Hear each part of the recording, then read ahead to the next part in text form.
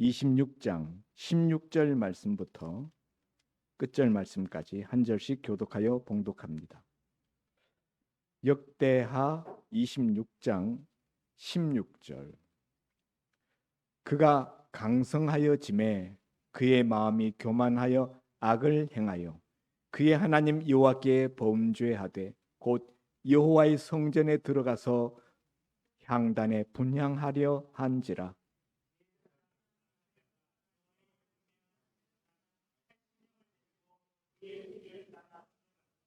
우시야 왕 곁에 서서 그에게 이르되 우시하여 여호와께 분향하는 일은 왕이 할 바가 아니요 오직 분향하기 위하여 구별함을 받은 아론의 자손 제사장들이 할 바니 성소에서 나가소서. 왕이 범죄하였으니 하나님 여호와에게서 영광을 얻지 못하리이다.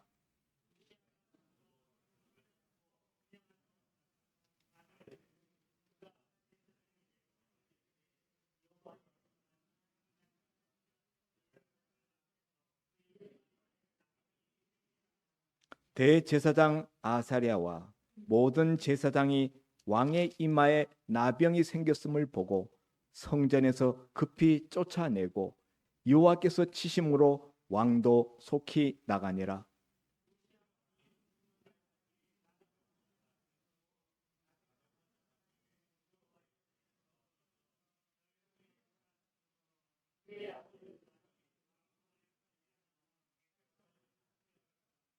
우시아의 남은 시종 행적은 아모스의 아들 선지자 이사야가 기록하였더라. 우시아가 그의 조상들과 함께 누움에 그는 나병 환자라 하여 왕들의 묘실에 접한 땅 곧 그 조상들의 곁에 장사하니라. 그의 아들 요담이 대신하여 왕이 되니라. 아멘. 우리 옆에 분들하고 인사 나누겠습니다. 수고하십니다. 더운 날 얼마나 고생이 많으십니까? 1년 중 제일 더운 지금 가장 피크 타임을 우리가 통과하고 있습니다. 정말 삼복 무더위 터널을 지나고 있는데 그렇지만은 오늘 하나님께서 우리 강단에 우리 예배 자리에는 생수 같은 은혜를 부어 주시기를 바랍니다. 오늘 본문의 말씀을 가지고 나눌 은혜의 제목은 끝까지 잘 되는 사람이라는 제목입니다.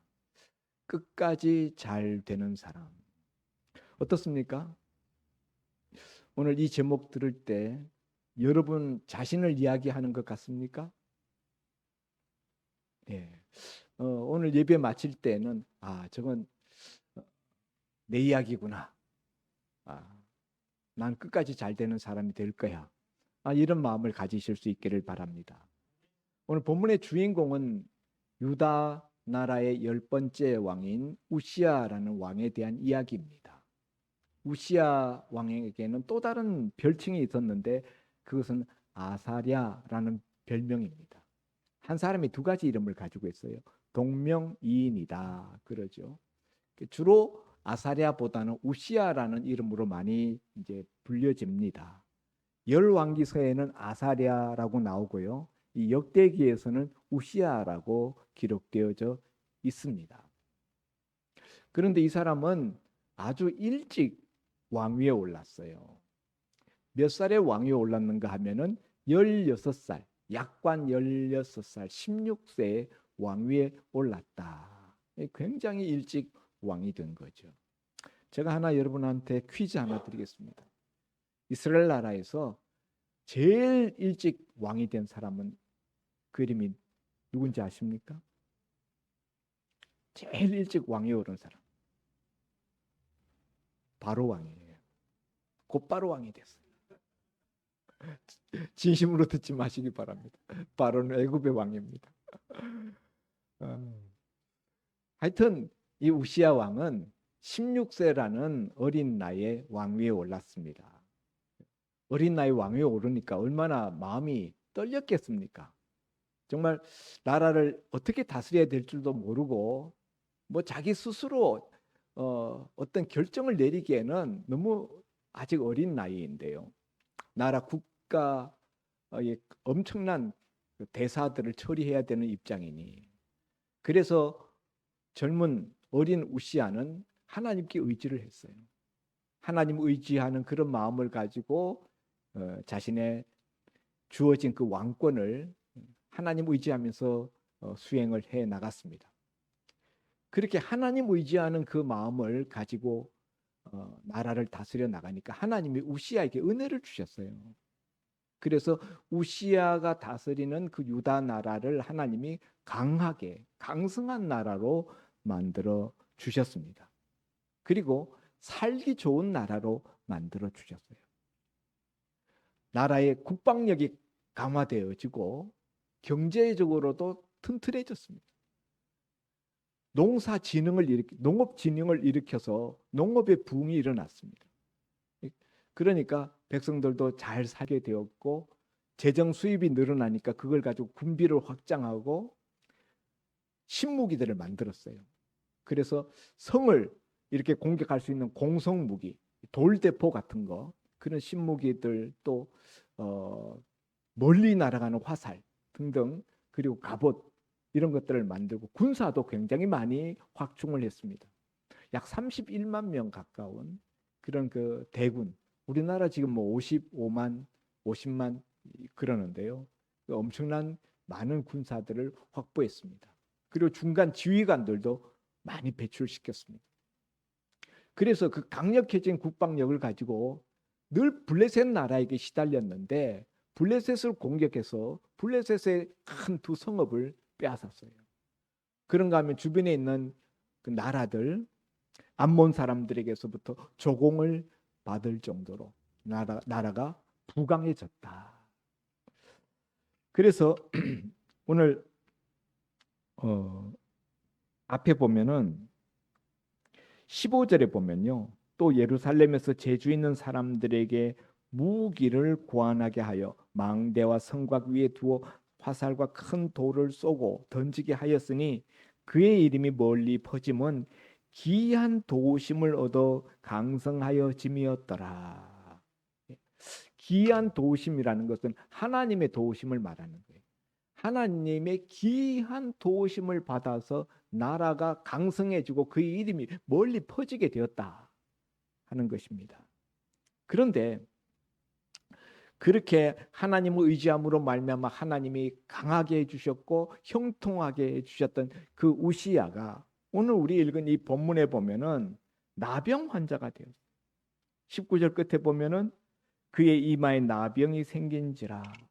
그리고 이 나병이 잠깐 있다가 그냥 없어진 것이 아니라 21절에 보면은 우시야 왕이 죽는 날까지 나병 환자가 되었고 별궁에서 살았다. 이렇게 기록되어져 있습니다. 여러분, 그렇게 하나님의 은혜를 많이 얻고 그래서 수많은 그 역사들을 일으켰던 그 위대했던 왕 우시야가 어쩌다가 나병 환자가 되었을까요? 우시야는요, 장장 52년 동안 왕위에서 통치를 합니다. 52년. 어떤 왕은 52년 살지도 못했어요. 그런데 우시야는 16살의 왕위에 올라서 무려 52년 동안 나라를 다스렸다. 그동안에 이 남쪽 유다 나라는 우시야가 이렇게 다스리고 있었는데 북쪽 북이스라엘 나라는 여로보암 2세 이후로 5 왕이 바뀝니다. 그 6 왕이 통치하는 동안에 남유다에서는 우시야 왕 혼자 통치해요. 이건 하나님의 은혜죠. 예. 이렇게 하나님이 장수 통치하는 왕으로 그를 축복하시고 나라도 축복하시고 그랬는데, 그런 하나님의 기이한 은혜를 받았던 우시야가 어떻게 갑자기 52년간의 그 하나님의 은혜 받은 것을 뒤로 하고 갑자기 나병 환자가 되었는가? 오늘 본문에 보면은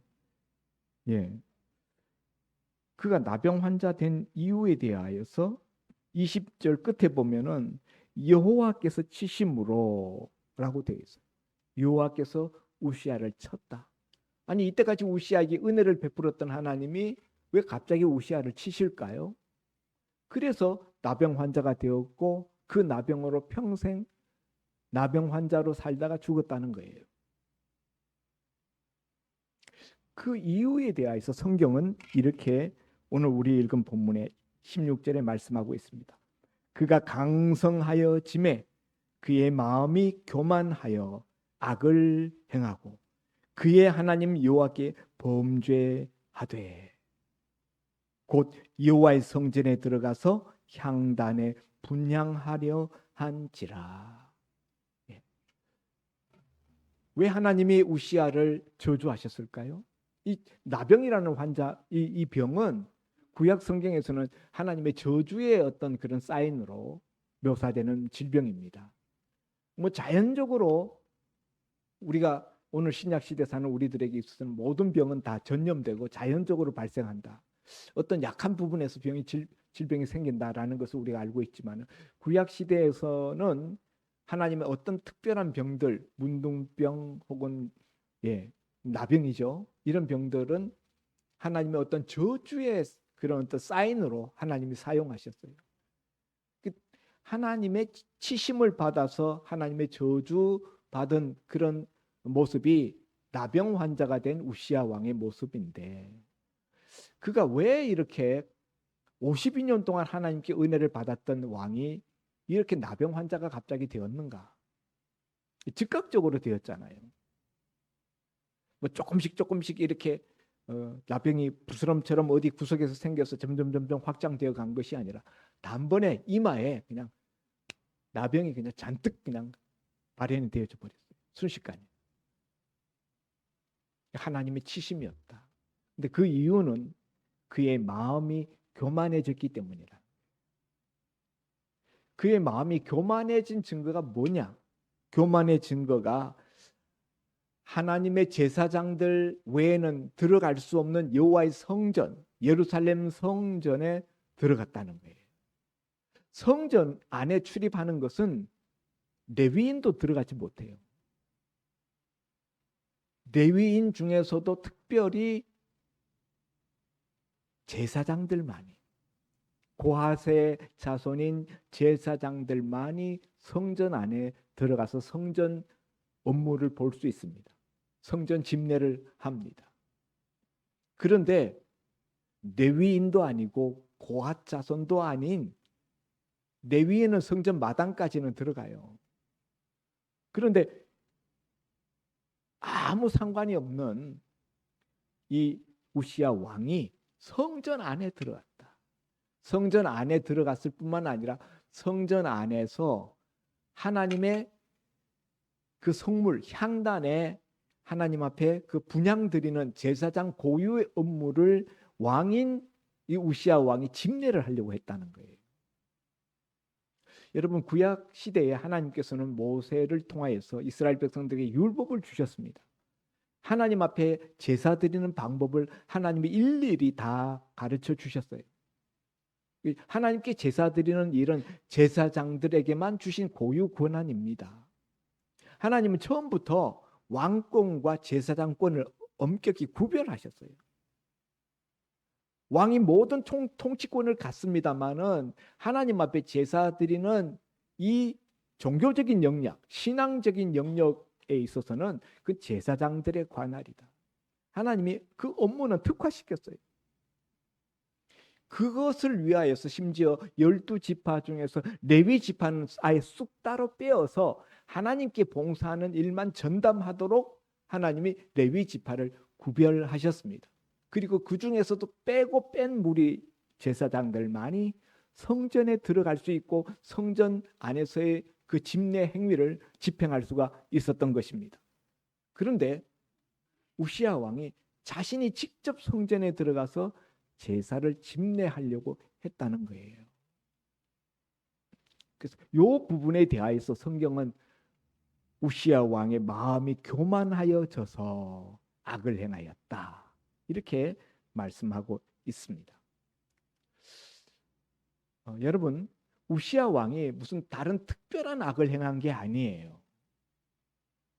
하나님을 대적한다든가 제사를 드리지 못하게 방해한다든가 성전 문을 폐쇄한다든가 우상 숭배를 한다든가 그런 잘못을 저지른 것이 아닙니다. 우시아는 하나님 앞에 제사 드리려고 했어요.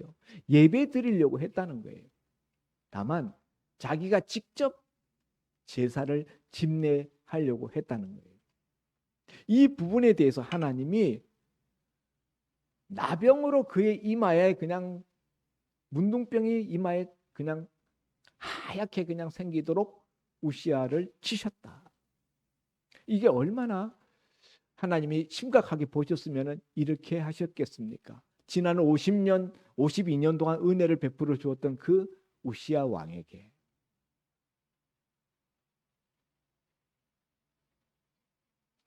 우리 생각에는 하나님 앞에 제사 드리려고 했으면 잘한 거 아닌가? 그 착한 거 아닌가? 하나님 기뻐하시는 거 아닌가? 예, 그런데 하나님은 하나님의 방식대로 하나님 앞에 예배드리기를 원하신다는 거예요. 우시야 왕은 지금 내 마음대로 내 방식대로 제사하겠다는 거예요. 우시야 왕의 마음속에는 지금 무슨 생각이 들어있는가 하면요. 나는 이스라엘의 왕이야. 왕은 뭐든지 다 할 수 있어. 라는 생각이 그의 마음속에 있는 거예요. 나는 왕이기 때문에 제사장보다 나는 더 높아. 그러니까 나는 뭐든지 다 할 수 있어. 심지어 제사장들 너희만 한다고 하는 그 일도 나는 할 수 있어. 내가 한다면 하는 거야. 이런 생각. 그런 마음을 가지고 지금 직접 제사를 집례하려고 했다. 이런 그 모습을 보고 대제사장이었던 아사랴. 참 내가 아까 처음 시작할 때 우시아 왕의 또 다른 이름이 뭐라고 그랬죠? 아사랴. 그런데 그 당시에 이스라엘의 남유다의 대제사장이 아사랴예요. 아사랴 대제사장이 용맹한 제사장 80명을 소집해가지고 그 80명과 함께 제사를 집례하려고 하는 이 우시아 왕에게 들어가서 만류합니다. 왜 80명씩이나 데리고 갔을까요? 그냥 자기가 단독으로 들어가서 왕이여 이러시면 안 됩니다. 이건 왕에게 허락된 일이 아닙니다. 그냥 이야기하면 될 것 같은데 나단 선지자는 다윗이 범죄하였을 때 혼자 들어가서 이야기했잖아요. 다윗은 혼자 들어가서 이야기를 해도 들을 만한 사람이었기 때문에 나단 선지자 혼자 들어간 거예요. 그런데 지금 이 우시아 왕의 어떤 그 폼새를 보니 혼자 들어가서 이야기해가지고는 씨알도 안 먹힐 것 같아. 그리고 어떤 위해가 가해질지도 모르겠다라는 생각에 80명의 용감하다라는 것은 하나님의 법을 지키는 데 있어서 목숨도 내어놓을 각오가 되어 있는 사람. 그런 80명을 데리고 들어가요. 자칫 잘못하다가 왕에게 미운털이 박히면 왕이 죽여라 하면 죽을 수도 있는 그런 자리이기 때문에 죽음을 각오하는 80명의 제사장들을 불러서 함께 들어가서 우시아 왕에게 제지합니다.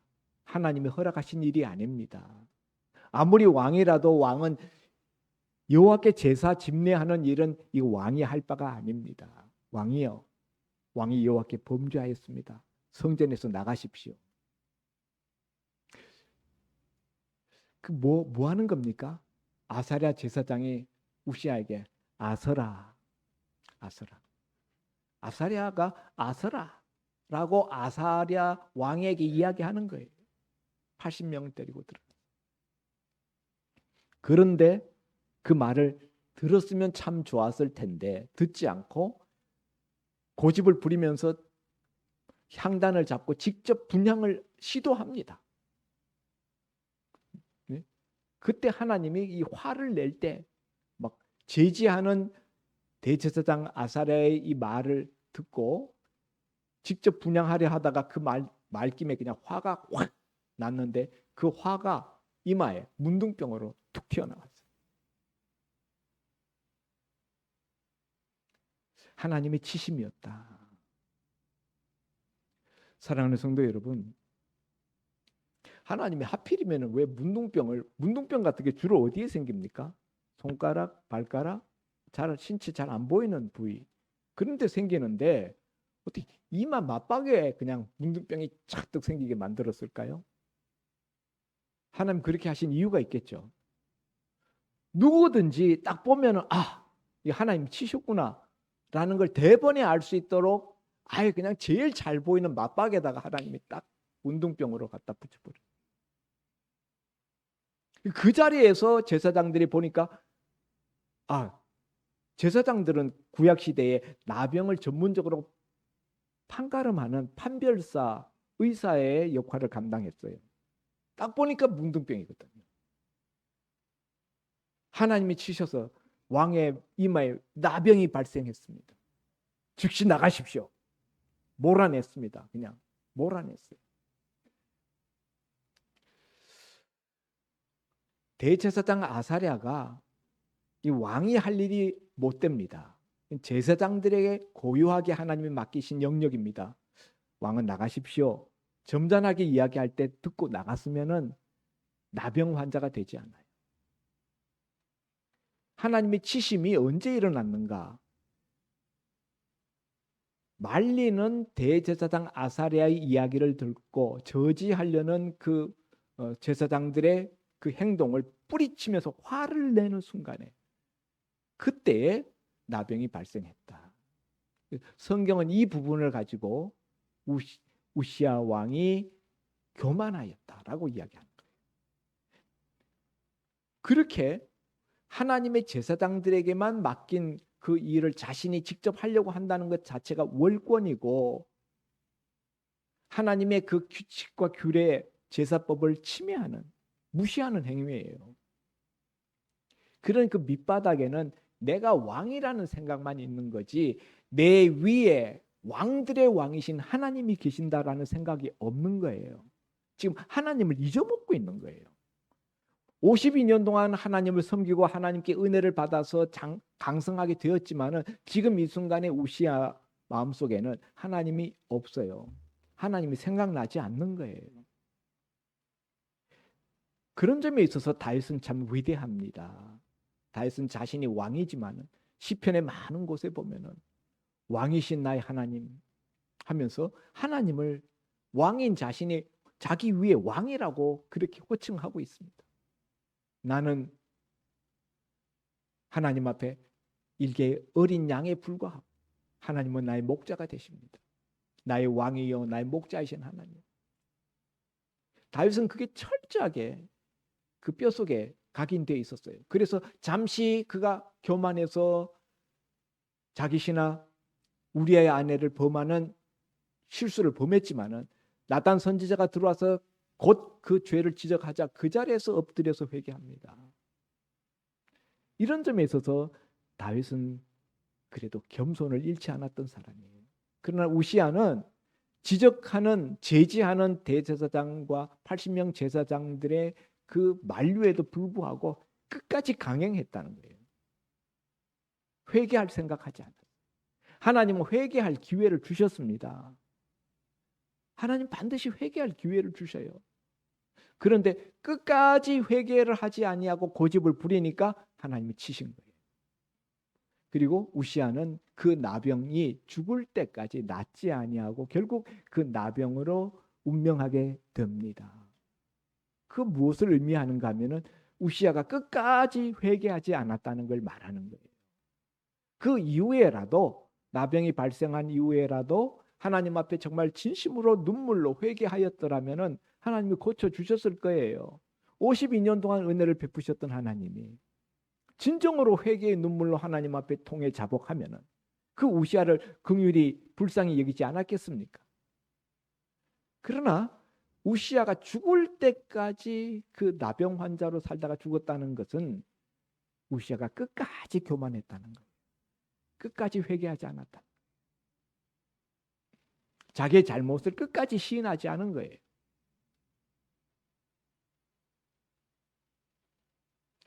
사랑하는 성도 여러분, 우시야가 어쩌다가 이렇게 됐을까요? 그 16살 나이에 왕위에 오를 때 그렇게 하나님 의지하고 하나님께만 매달리고 하나님 경외하였던 그 우시아가 어떻게 이렇게 됐을까요? 오늘 본문에 보니까 그가 강성하여지매 16절에 그가 강성하여지매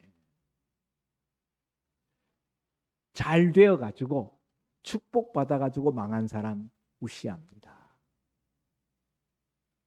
잘 되었어요. 하나님이 축복을 많이 주셨어요.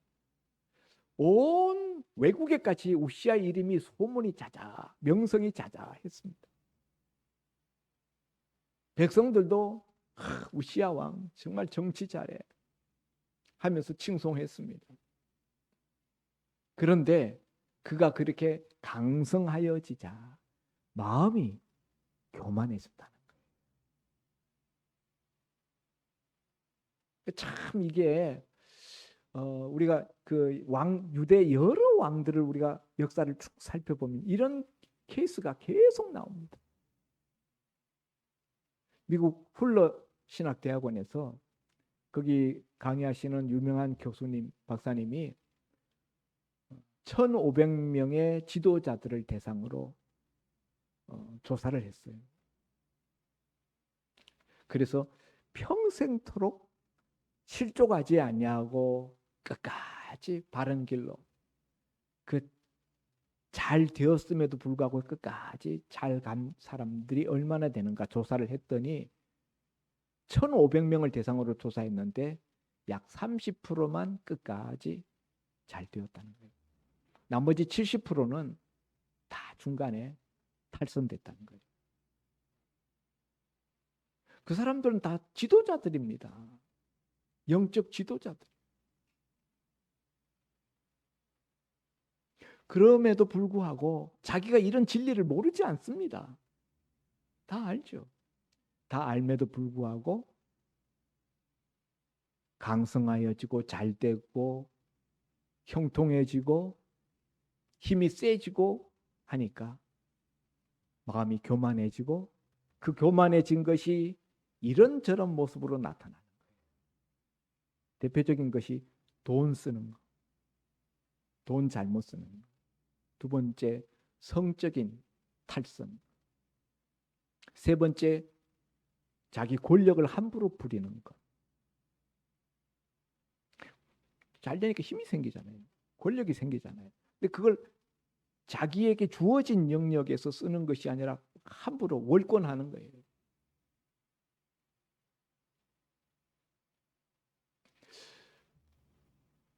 그래서 처음에 겸손한 마음을 끝까지 유지한다는 것이 얼마나 어려운가 하는 것을 그 데이터를 보면서 제가 느꼈습니다.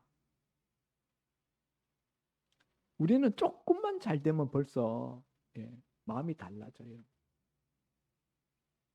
인물이 조금 좋은 여자들은 벌써 어딘가 교만해. 여기도 교만하려고 하는 사람들이 몇 명 있어요.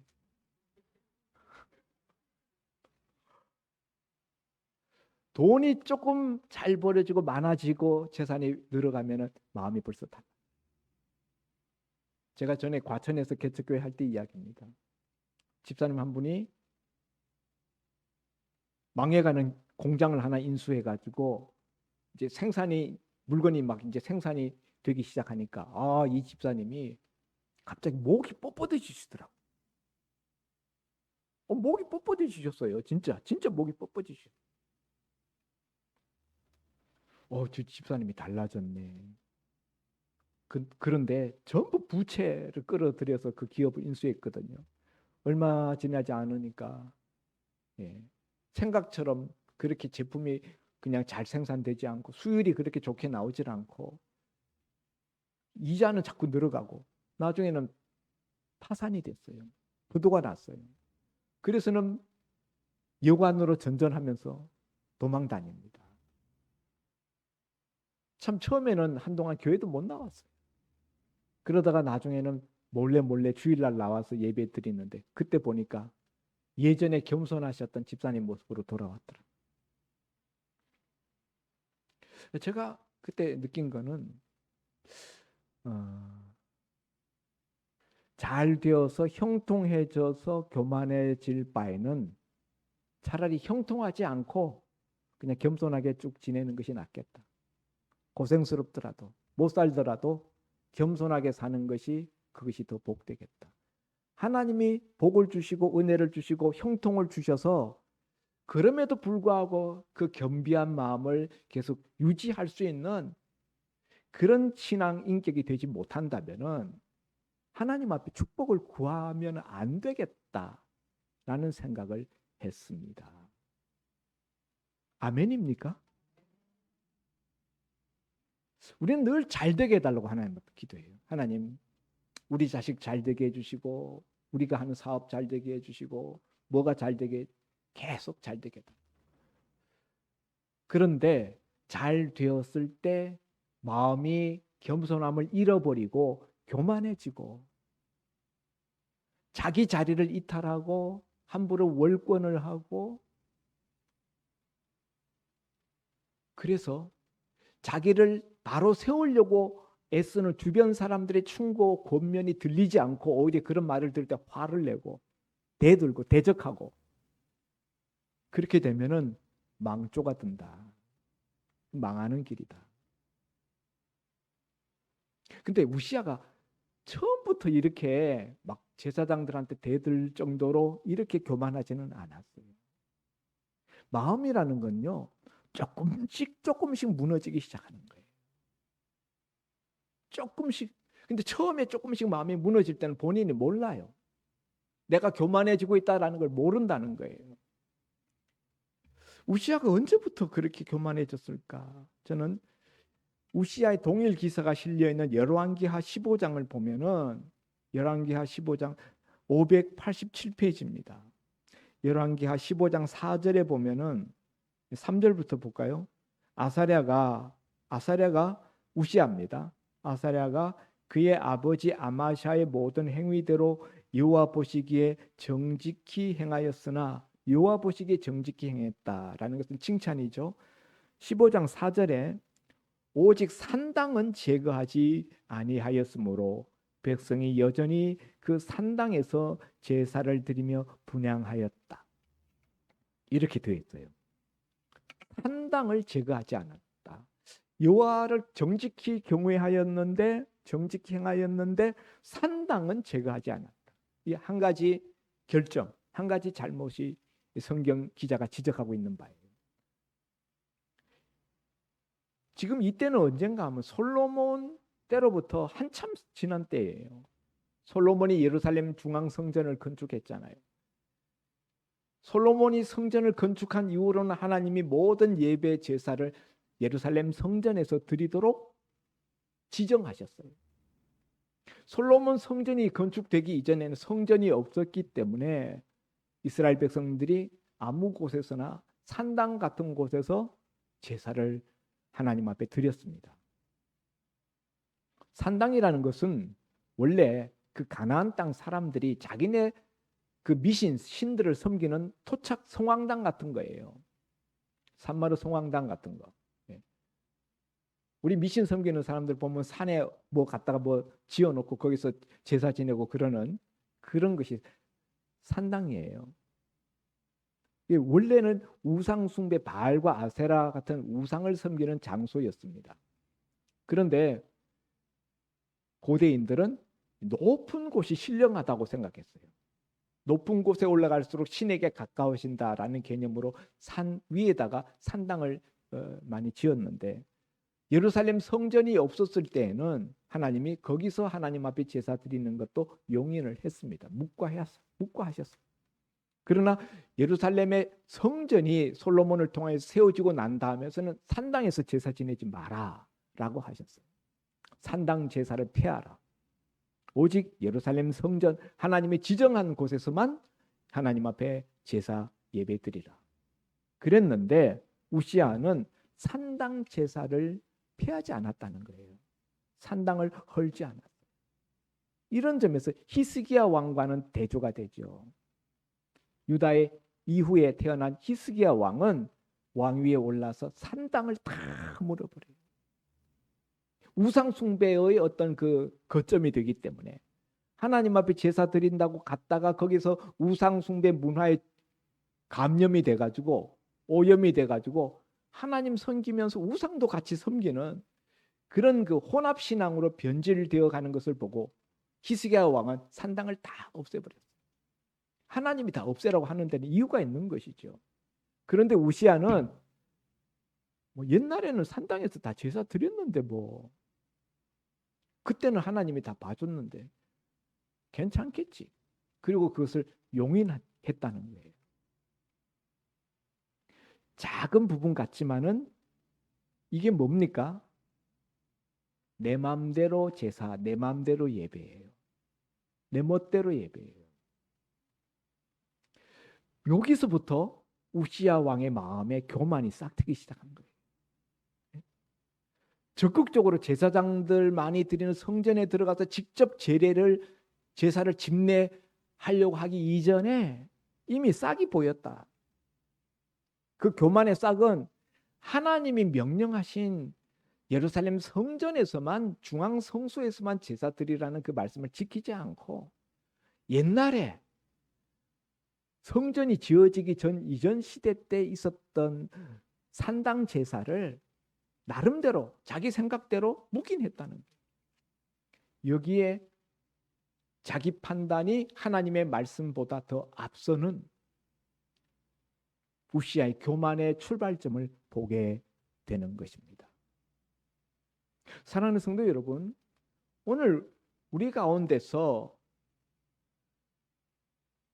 우시야 왕처럼 성전에 들어가서 제사장들하고 다투고 막 제사장들의 그 권리를 월권을 하고 자기가 막 예배를 집례하려고 하고 직접 만류하는 제사장들과 막 대들고 싸우고 이럴 사람은 없어요. 여러분 그렇지는 않습니다.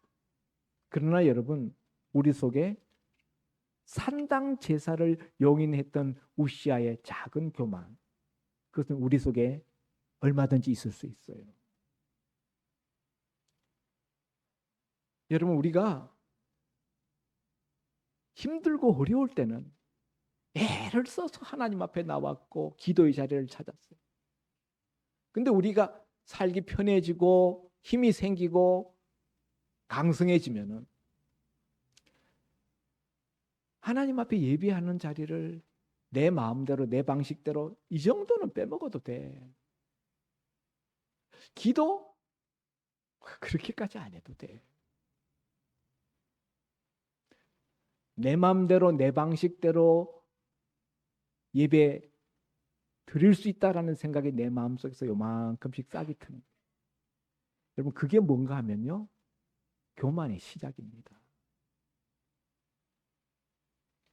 절대로 단번에 이렇게 높아져서 우시야처럼 성전에 들어가서 막 행패 부리는 이런 일이 단번에 나오지 않아요.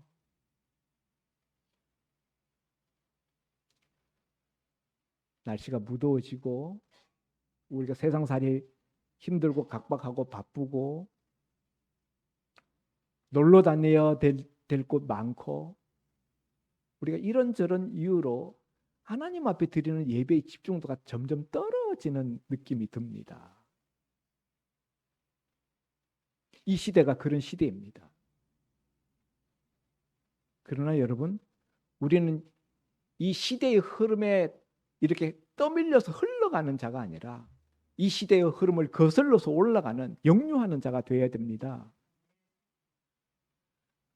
어떤 형편 어떤 처지에서도 하나님 앞에 드리는 예배만큼은 하나님이 기뻐하시는 방식대로 내 방식대로 내가 적당히 절충해가지고 애누리해가지고 그렇게 드리려고 하는 마음을 여러분 잘라버려야 돼요. 내 마음속에서부터 그거 잘라야 돼요.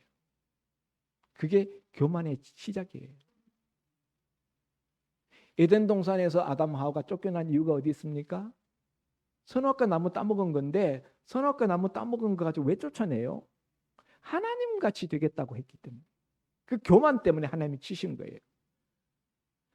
오늘 하나님이 이 우시야 사건을 통해서 나병을 그의 이마에 발생시켜서 아예 성전에서부터 쫓아냈고 성전뿐만 아니라 예배 공동체, 이스라엘 예배 공동체에서부터도 아예 소외시켰어요. 별궁에 거하여서 일반인들과 접촉을 아예 못하게 격리시켰습니다. 죽을 때까지. 그러면 여러분, 우시아는 나라를 다스리지 말아야 됩니다. 아들에게 왕권을 빨리 넘겨줘야 돼요. 그런데도 불구하고 우시아는 죽을 때까지 수렴청정합니다. 아들을 앞세워가지고 실제로는 자기가 통치하는 거예요. 왕권을 끝까지 놓지 않아요. 그게 왕권이 뭐 그렇게 대단한 거라고. 우시아는 그게 최고라고 생각해요. 이 왕권 놓으면 자기는 아무것도 아니라고 생각해요. 내가 왕인데 그 의식이 너무 강해가지고 나병 환자가 되어서도 왕권을 놓지 않고 아들 앞장 세워서 그 뒷골방에서 별궁에서 여전히 정치하는 거예요. 참 그런 우시아 보면 불쌍해요. 52년 시간을 해먹었으면 됐지. 사랑하는 성도 여러분, 오늘 하나님이 교만한 자에게 주시는 저주 첫 번째는 하나님의 은혜에서부터 끊어지게 합니다. 하나님의 은혜가, 교만한 사람은 하나님의 은혜가 임하지 않습니다.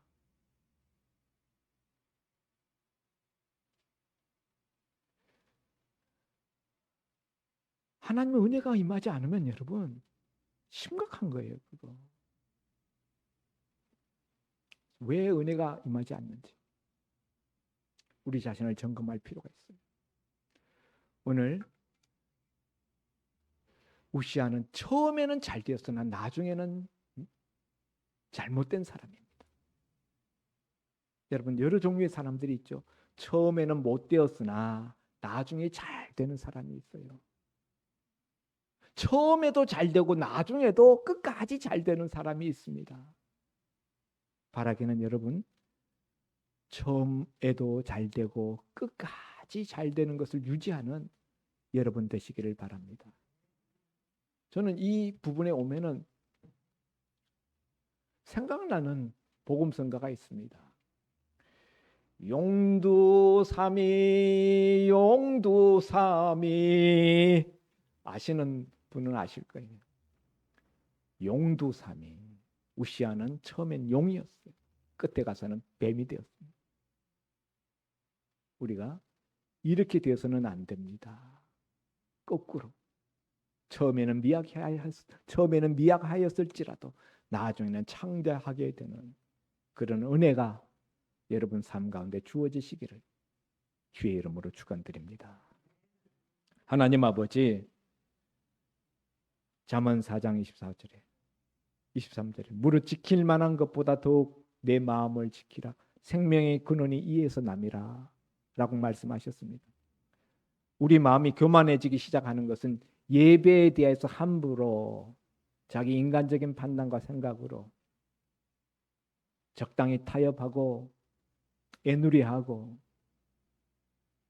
그렇게 하나님에게서 멀어지는 것에 대해서 대수롭지 않게 생각하는 그 태도가, 그 자세가 벌써 마음이 교만해진 증거라는 것을 우시아를 통하여서 우리가 지적받았습니다. 아버지 하나님, 나는 지금 과연 얼마나 하나님 앞에 은혜 받고 있습니까? 심령이 가난한 자가 되어서 날마다 하나님의 은혜의 그 소낙비 속에 젖는 저희들 되게 하여 주옵소서. 처음보다 끝이 더 아름답고 더 잘되는 주인공들 되게 하여 주옵소서. 예수님 이름으로 기도하옵나이다. 선생님 말씀 감사합니다. 찬송가 370장 부르면서 봉헌 드리는 헌금을 위해서 목사님 기도해 주시겠습니다.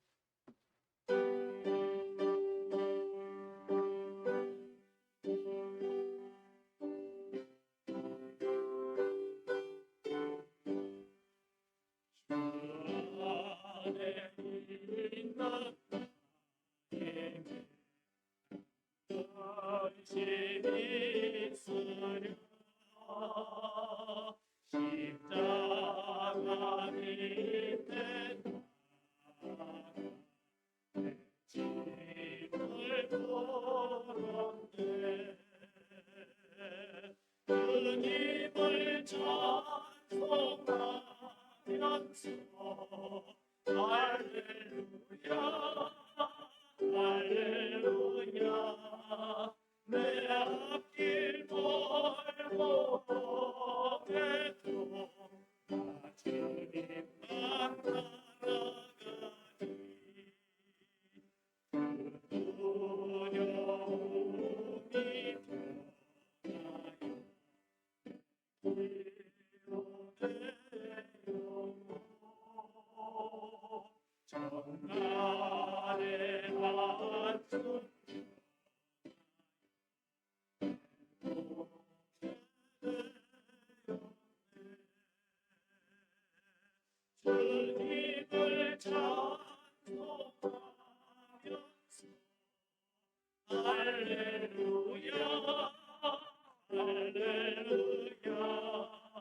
내 앞길 멀고 험해도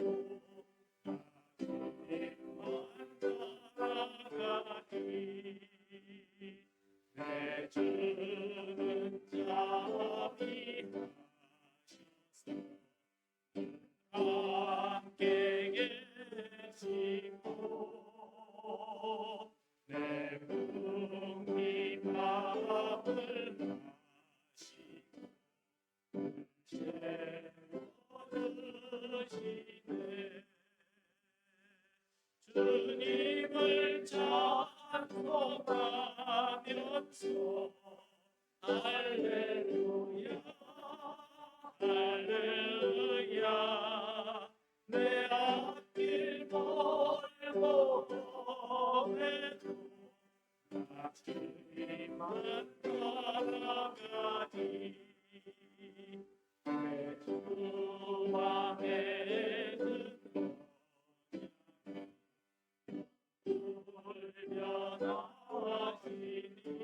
훈련하시니 그 나라가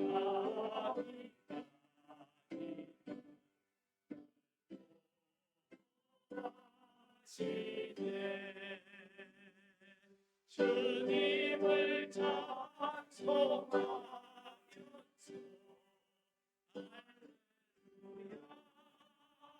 할렐루야 내 앞길 멀고 험해도 주님만 따라가니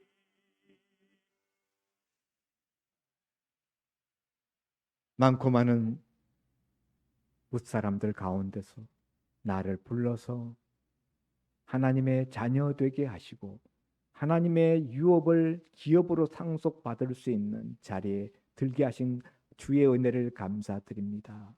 주께서 어떠한 희생과 어떤 핏값을 지불하시고 나를 구원하셨는지 늘 잊지 말게 하여 주시고 내 마음이 높아지지 않도록 교만의 자리에 올라가지 않도록 늘 내 심령을 성령으로 정직하라 주시옵소서. 하늘의 은혜로 나를 그때마다 두들겨 주시고 깨우쳐 주시옵소서.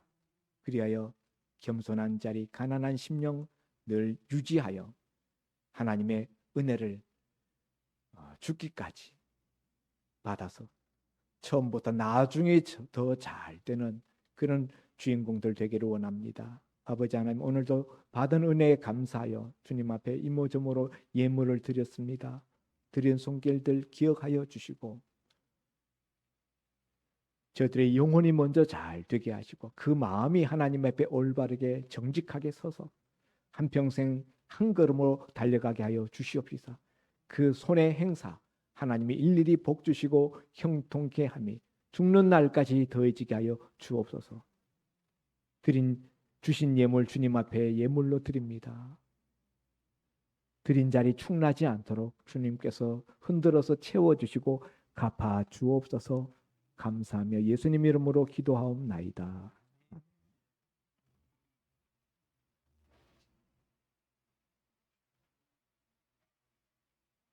교회 소식 시간입니다. 오늘은 8월 첫째 주고 첫째 주에는 저희가 점심 식사를 하는 주간입니다. 예배 후에 오늘 점심 식사 메뉴가 묵밥입니다. 시원한 묵밥이 준비되어 있으니까 가지 마시고 다들 드시고 가시기 바랍니다. 3조가 담당하여 수고해 주시기 바랍니다. 두 번째, 참으로 날씨가 험하고 덥습니다. 여러분 틈틈이 물도 드시고 또 햇볕에 노출되지 않도록 하셔서 더위로 인해 열사병이 걸린다든지 이런 일 없도록 열사병이 우리 모르는 중에 은연히 들어와요. 조심하시고 건강해지시기 바랍니다. 또 당연히 또 이런 상황에서 또 영적으로도 느슨해지기 쉬운 계절입니다. 우리 그 예배 시간에 교회 나시면 시원하시니까 나오셔서 같이 예배드리고 우리 영혼이 나태해지지 않도록 경성하는 그런 여름이 되었으면 다른 방법. 이제 다 같이 일어나셔서 502장 성경 1절 부른 후에 윤진호 목사님 축도로 오늘 예배를 마치겠습니다.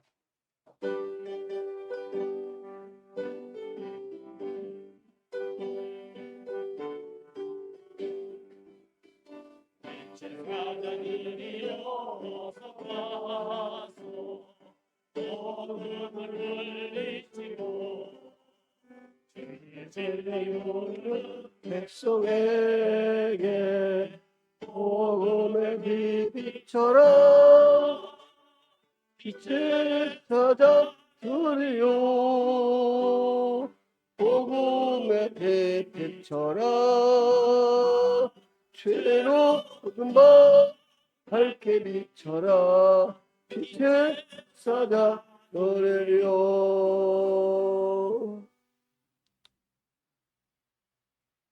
말씀이 육신이 되어 이 땅에 오셔서 십자가 달려 피 흘려 죽으시고 장사되셨다가 사흘 만에 부활하시고 하늘로 승천하셨다가 다시 오실 우리 주 예수 그리스도의 은혜와 우리의 생사복을 주관하시는 우리 하나님 아버지의 무한하신 사랑하심과 성령님의 내주교통 충만 역사 인도하심이 끝까지 잘 되기를 바라는 문화소망교회와 성도님들과 직장과 사업과 하시는 모든 인류와 자자손손 위에 이제부터 영원까지 함께 있을지어다.